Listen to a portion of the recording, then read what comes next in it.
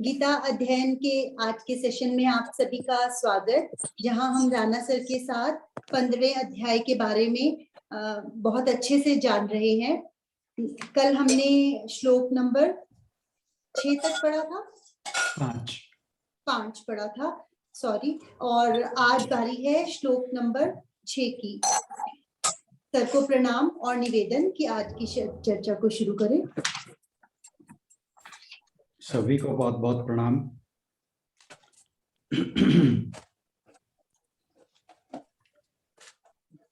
कल 5वें श्लोक में हमने जाना था कि जो व्यक्ति द्वंद्वों से मुक्त हो गए हैं और सुख दुख आदि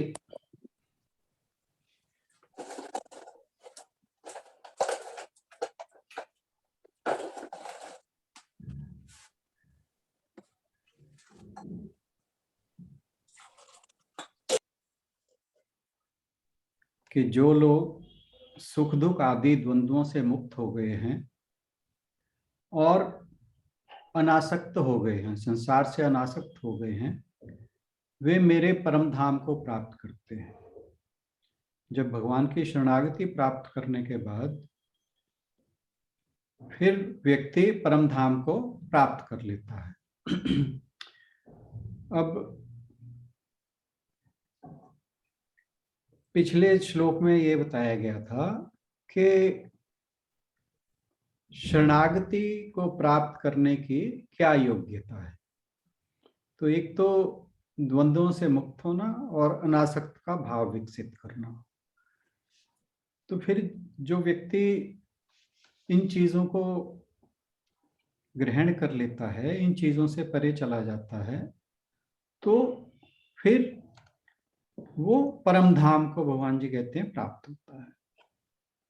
अब यहाँ पर भगवान जी बता रहे हैं कि जो जो उन्होंने बताया था कि ये योग्यताएं होनी चाहिए व्यक्ति के अंदर परम धाम को प्राप्त करने के लिए, तो फिर उसे बता रहे हैं कि वहाँ परम धाम में क्या होता है। परम धाम के बारे में अपने जो उनका निवास कह लें उसके बारे में बता रहे हैं इस श्लोक के द्वारा। आशु जी, आप जरा ये श्लोक। हाँ जी सर, जो हमने इसमें जित संग दोषा जो बोला था, तो उसमें एक बार दोबारा से थोड़ा सा एक्सप्लेन कर सकते हैं, जित संग दोषा का क्या अर्थ? जिसने संग दोष को जीत लिया है, यानी असंगता या अनासक्ति का भाव जिसने अपने अंदर विकसित कर लिया है, उसका मतलब है वह जो ये शब्द प्रयोग किया गया उसके लिए किया गया है।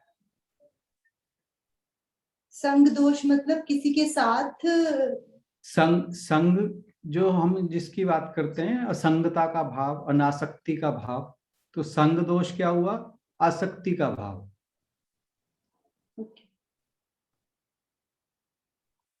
ठीक है। जिसके लिए कहा गया था कि हमने असंगता के द्वारा, असंगता रूपी शास्त्र के द्वारा इस अश्वत्थ वृक्ष को काटना है, उसका छेदन करना है। ठीक है। न तद्भासयते सूर्यो न शशांको न पावकः यद्गत्वा न निवर्तन्ते तद्धाम परमं मम। वह मेरा परम धाम न तो सूर्य या चंद्र के द्वारा प्रकाशित होता है और न अग्नि या बिजली से। जो लोग वहां पहुंच जाते हैं वे इस भौतिक जगत में फिर से लौटकर नहीं आते। पहले तो हम ये देख लें कि पहले 5 जो श्लोक हैं उनमें किसी का कोई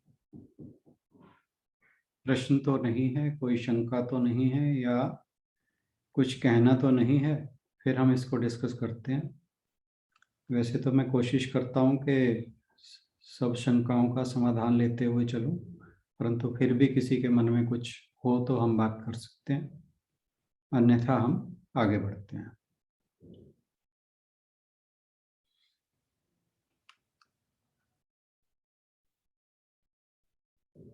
तो चलिए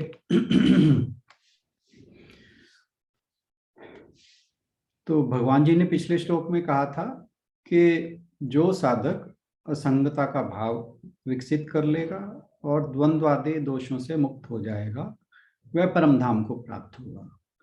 अब वे बताते हैं कि परम धाम क्या है। जो उनका परम धाम है, वो कहते हैं ना मेरा परम धाम, उसके बारे में बता रहे हैं।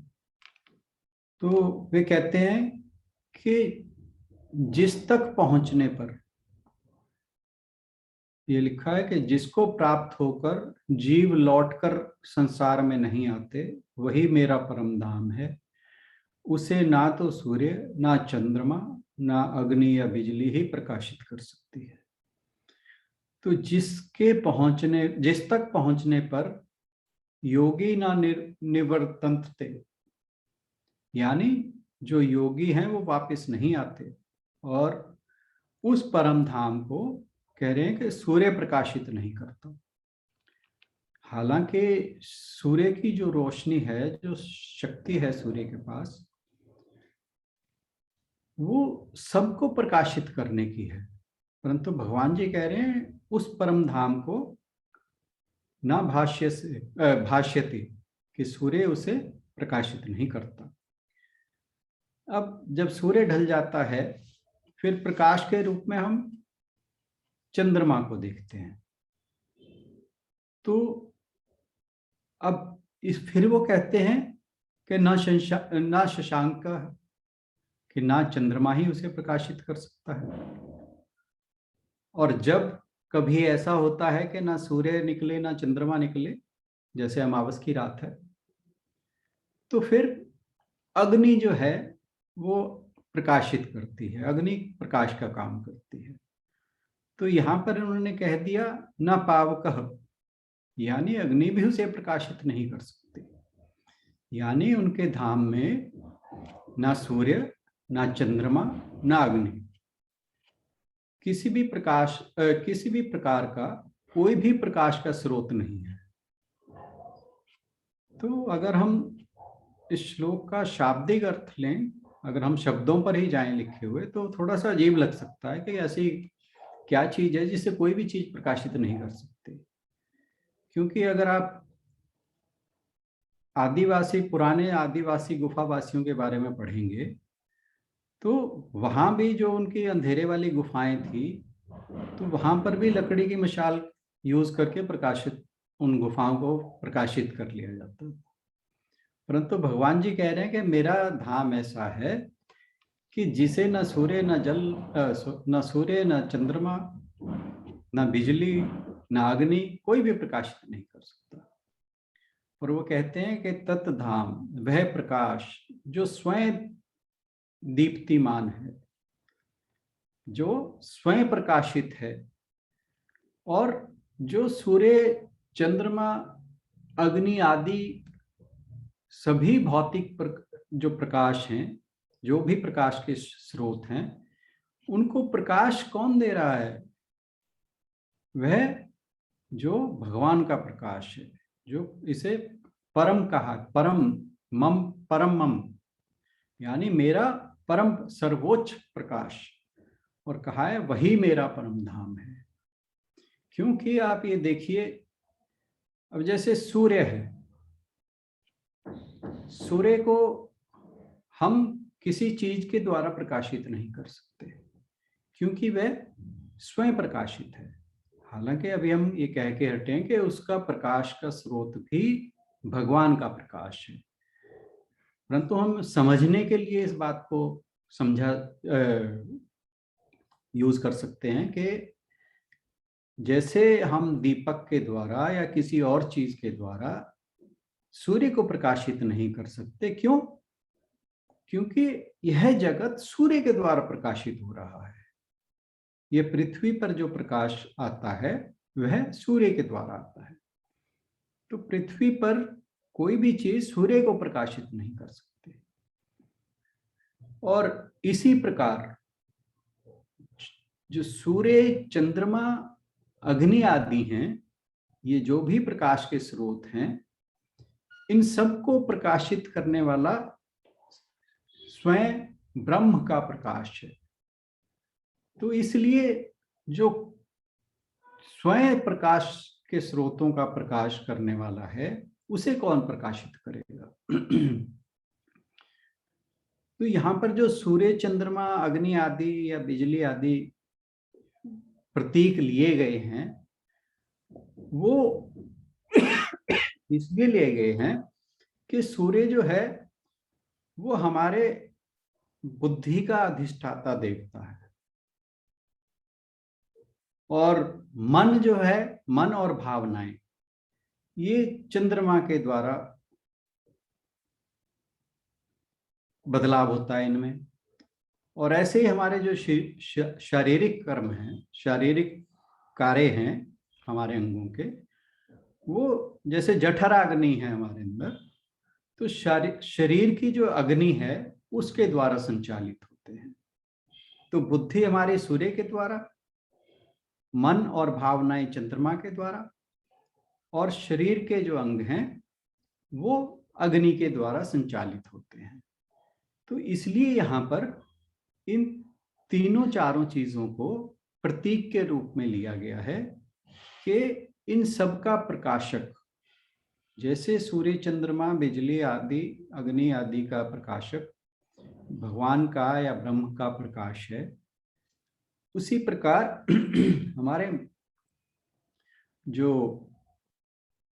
बुद्धि, मन और शरीर हैं, वे भी उस परम प्रकाश के द्वारा ही संचालित होते हैं, प्रकाशित होते हैं। Excuse me. अब जिस परम धाम की बात की गई है, पहली बात ये है कि क्या वह जानने योग्य है? तो अब कोई चीज जानने के लिए एक तो ज्ञाता होना चाहिए और एक ज्ञेय, यानी एक नोएबल और एक नोअर। तो यानी दो चीजें अलग अलग होनी चाहिए। जबकि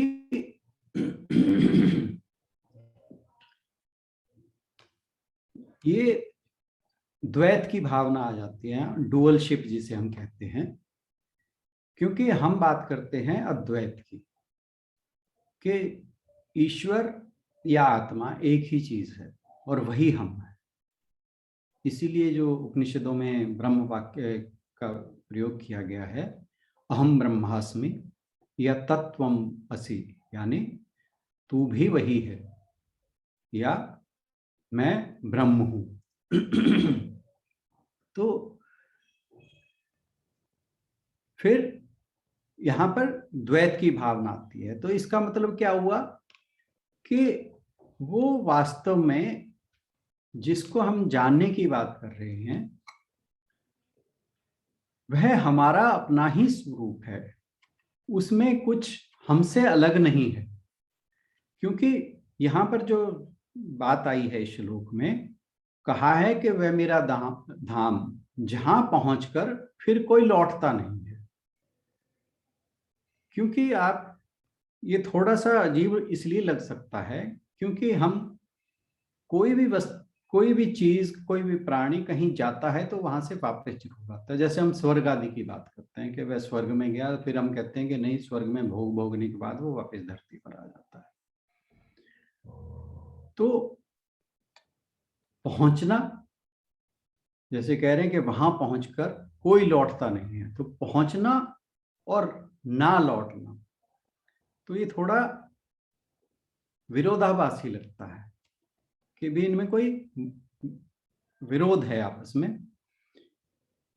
एक्चुअली विरोध इसलिए नहीं है कि जो आत्मा है वो ब्रह्म से अलग कभी थी ही नहीं। इसमें जो अलगाव की भावना है, जिसे हम नोअर और नोएबल का डिफरेंस हमें प्रतीत हो रहा है, एक्चुअल में नहीं है। वो इसलिए प्रतीत होता है कि जो ये प्रकृति की त्रिगुणी माया है उसके कारण हमारे अंदर अज्ञान है। उस ज्ञान के कारण हम ये समझने में असमर्थ हैं कि हम और आत्मा, यानी यह शरीर और आत्मा, या यह शरीर और ब्रह्म एक ही है। इसलिए ये बात आती है कि वहां तक पहुंचना है। वास्तव में पहुंचना कहीं नहीं है, क्योंकि ये पिछले अध्यायों में हम पढ़ चुके हैं कि आत्मा स्वयं प्रकाशित है, जिसकी बात यहाँ भगवान जी परम धाम के रूप में कर रहे हैं। तो ना उसे कहीं प्राप्त करना है, ना उसके लिए कहीं जाना है। वास्तव में हमें अपने अज्ञान का अंधेरा मिटाना है, अज्ञान का आवरण मिटाना है। तो वो जो ब्रह्म है वो फिर हम जानेंगे कि वो मैं ही हूं, अहम ब्रह्मास्मि। वो जो हमारे शास्त्र, वेद और उपनिषद बार बार हमें ये समझाने का प्रयास करते हैं कि तुम स्वयं को जानो। तो जब हम स्वयं को जान जाते हैं तो हम परम धाम में स्वतः ही पहुंच जाते हैं। तो परम धाम कोई एक अलग कोई स्थान नहीं है, वो एक स्वरूप है जिसे स्थान के प्रतीक के रूप में यूज किया जा रहा है। और जब वह स्वरूप उस स्वरूप को हम जान जाते हैं, फिर कोई भी द्वैत का भाव नहीं रह जाता, डुअलशिप नहीं रह जाती। यानी कोई दो अलग चीज, फिर ईश्वर और मैं, ये कोई अलग नहीं रह जाते। एक अज्ञान है जो माया के कारण हमें इस चीज का आभास करने से रोकता है, इस चीज को, इसका ज्ञान प्राप्त करने से रोकता है कि मैं और ईश्वर, या मैं और आत्मा, या मैं और ब्रह्म एक ही चीज है। तो वो अज्ञान जहां दूर हो जाता है तो फिर हम कहें कि हमें ईश्वर मिल गया, हम कहें कि ईश्वर की प्राप्ति हो गई, या कहें हम परम धाम में पहुंच गए, या कहें हम मोक्ष को प्राप्त कर लिया, या हम कहें आत्म साक्षात्कार कर लिया। ये सारी बातें जो शब्दों का प्रयोग है वो सिर्फ एक ही भाव को समझाने के लिए है कि मैं और ईश्वर हम अलग अलग नहीं हैं, हम एक ही हैं। एक केवल अज्ञान के कारण, जो अविद्या है उसके कारण हम ये समझे बैठे हैं कि मैं शरीर हूं और उसमें कोई आत्मा अलग से वास करती है, या ब्रह्म का कोई अलग वास है। जब क्योंकि सारा दिन हर समय हम अपने आप को माइंड, बॉडी, इंटेलेक्ट के साथ आइडेंटिफाई करते हैं, और जब ये आइडेंटिफिकेशन खत्म हो जाती है, जिसे हम अनासक्ति का भाव कहते हैं, तो ज्ञान यही ज्ञान है। ज्ञान है स्वयं को जानना, स्वयं के वास्तविक स्वरूप को जानना। क्योंकि हम अपने आप को ये शरीर, हाड़ मांस का पुतला समझते हैं। जब वह ज्ञान हो जाता है तब हमें पता लगता है कि हम और ईश्वर कुछ अलग नहीं है। तो ये एक अवस्था है जिसमें हमें पहुंचना है। यह कोई वस्तु नहीं है, कोई स्थान नहीं है जहां पर पहुंचना है। ये एक अवस्था है जिसे हमें पाना है, जिसे प्राप्त करना है।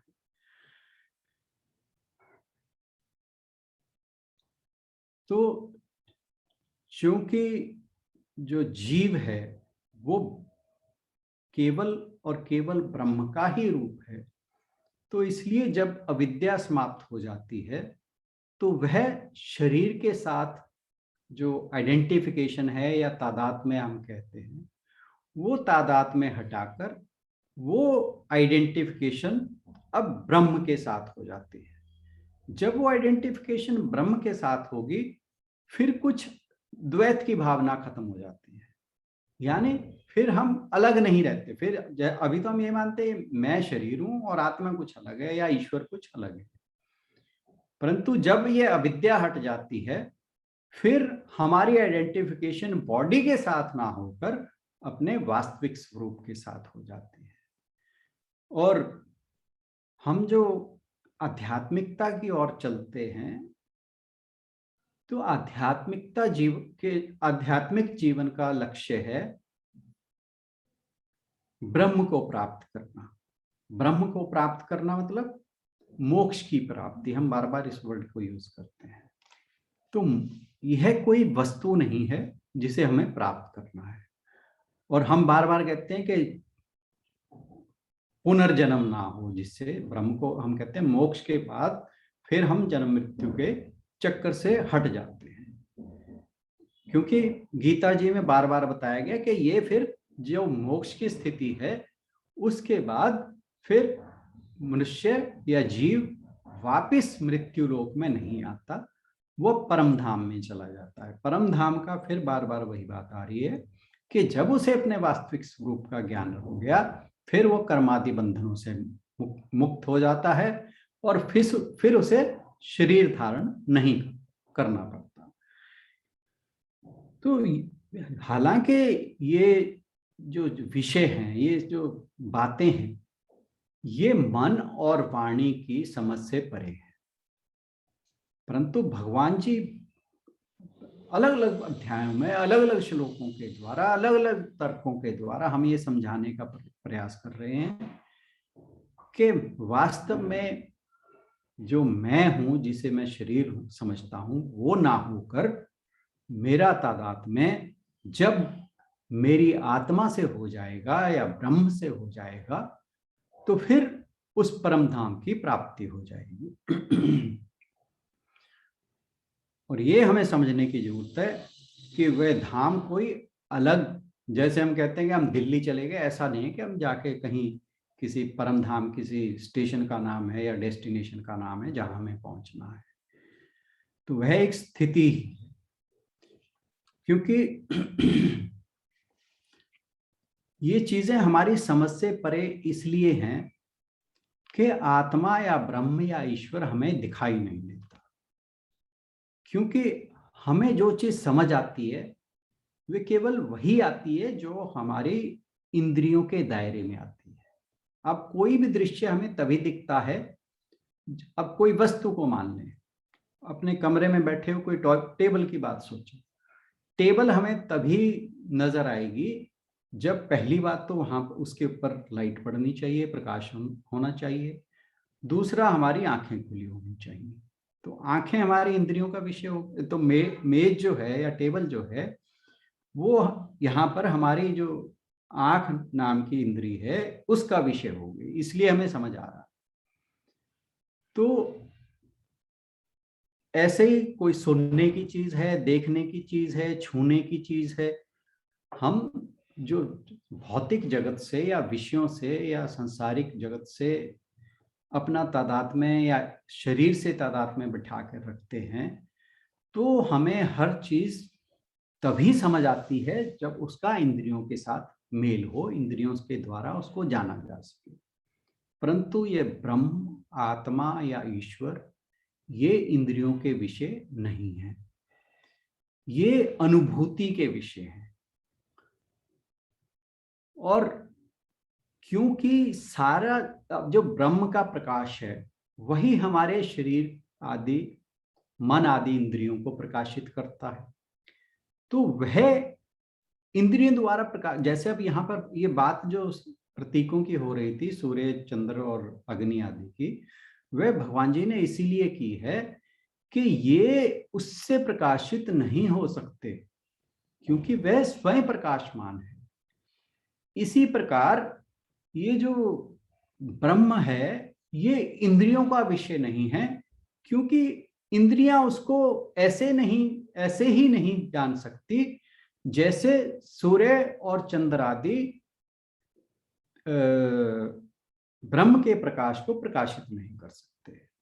तो इंद्रियों को जब ब्रह्म या आत्मा का प्रकाश ही या हमारी जो चेतना है वह प्रकाशित करती है, तो चेतना हमारे इंद्रियों का विषय नहीं रह जाती, क्योंकि दृश्य जो है वो अपने दृष्टा को प्रकाशित नहीं कर सकता।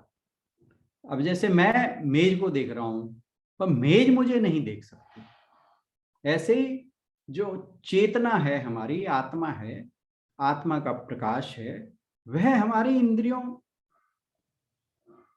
को तो संचालित करता है, पर इंद्रियां उसके द्वारा, उन इंद्रियों का वह विषय नहीं है। आत्मा जो है इंद्रियों का विषय नहीं है। इसीलिए भगवान जी शुरू से कहते आ रहे हैं कि यह ज्ञान का विषय है, अनुभूति का विषय है। क्योंकि इसी चेतना के द्वारा हम अपने सुख दुख आदि जो अनुभव हैं उनको जानते हैं। क्योंकि अब सुख दुख क्या हमें दिखाई देते हैं, क्या सुनाई देते हैं, क्या हम उन्हें छू सकते हैं, परंतु उनकी अनुभूति हमें अपनी चेतना के द्वारा होती है।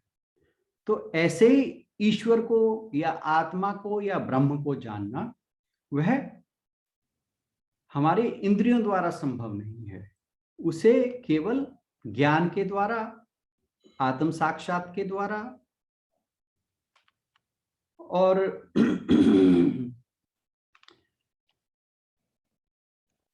भगवान की या ब्रह्म की अनुभूति के द्वारा ही जाना जा सकता है। तो ये जो ईश्वर का निवास है जिसे परम धाम कहा गया है, तो ये है आत्म साक्षात्कार, स्वयं को जानना। और वहां जाकर, यानी वहां पहुंचकर जिसकी बात हो रही थी, वहां जाकर योगी वापस नहीं आते। इसका मतलब है कि उस स्थिति में पहुंचकर फिर हम संसार में जो संसारिक विषय हैं उनमें वापस नहीं रमते, क्योंकि फिर मनुष्य भ्रमित नहीं होता। जो हमारे सांसारिक विषय भोग हैं जिसके द्वारा हम भ्रमित हो जाते हैं, फिर एक बार उस चीज की अनुभूति होने के बाद फिर ये चीजें हमें भ्रमित नहीं करती। क्योंकि जो पहले बात आई थी द्वैत की, द्वंद्वों की, सुख दुख आदि की, वे संसार से अलग कुछ नहीं है, वे सारी चीजें संसार की हैं। जबकि जिसे व्यक्ति को आत्म साक्षात्कार हो जाता है, या कहीं जिसे मोक्ष की प्राप्ति हो जाती है, या कहीं जिसे परम धाम में जो पहुंच जाता है, फिर ऐसे व्यक्ति के लिए सुख दुख, मित्र शत्रु, ये सारी चीजें इन चीजों से अलग हो जाता है। और यही मुक्ति है, यही मोक्ष है। आज के लिए इतना ही। धन्यवाद। Thank you sir. आज के श्लोक में हमने पढ़ा कि जो परमात्मा के परम धाम में पहुंच जाते हैं उनको वापस नहीं लौटना पड़ता। और परम धाम के बारे में सर ने बताया कि परम धाम कोई डेस्टिनेशन नहीं है, कोई जगह नहीं है, वो एक मन स्थिति है। उसमें जाने के बाद, यानी कि आत्म साक्षात्कार हो जाने के बाद, फिर से हमें भौतिक जगत में उलझना नहीं पड़ता। सब काम करते हुए भी हम उनसे अलग रहते हैं। और कल सर ने समझाया था कि उस धाम तक पहुंचने के लिए हमें कौन कौन से गुण अपनाने पड़ते हैं। झूठी प्रतिष्ठा से, मोह से, कुसंगति से, इनसे दूर रहना पड़ता है। सुख दुख को समान समझना पड़ता है, तभी हम उस धाम को प्राप्त कर सकते हैं। और ये भी पढ़ा हमने कि जो उससे पहले अश्वत्थ वृक्ष के बारे में सर ने बताया था कि अश्वत्थ वृक्ष के जो पत्ते हैं उन्हें वेद कहा गया है। वेद क्यों कहा गया है? इसमें लिखा था कि जैसे पेड़ों के अगर पत्ते ना हो तो उनकी नरिशमेंट नहीं हो सकती, वो उसके लिए भोजन बनाते हैं, उसको नरिश करने का काम करते हैं पत्ते। ऐसे ही जो वेदों का अध्ययन कर लेते हैं, तभी हमें इन सब चीजों की, जो हम पढ़ रहे हैं कि कैसे हमने आसक्ति की ओर बढ़ना है और कैसे हमने परम धाम में पहुंचना है, उसको जानने में हमें मदद मिलती है जब हम अपने वेदों को, अपने शास्त्रों को पढ़ते हैं। बहुत सार्थक रही आज की चर्चा।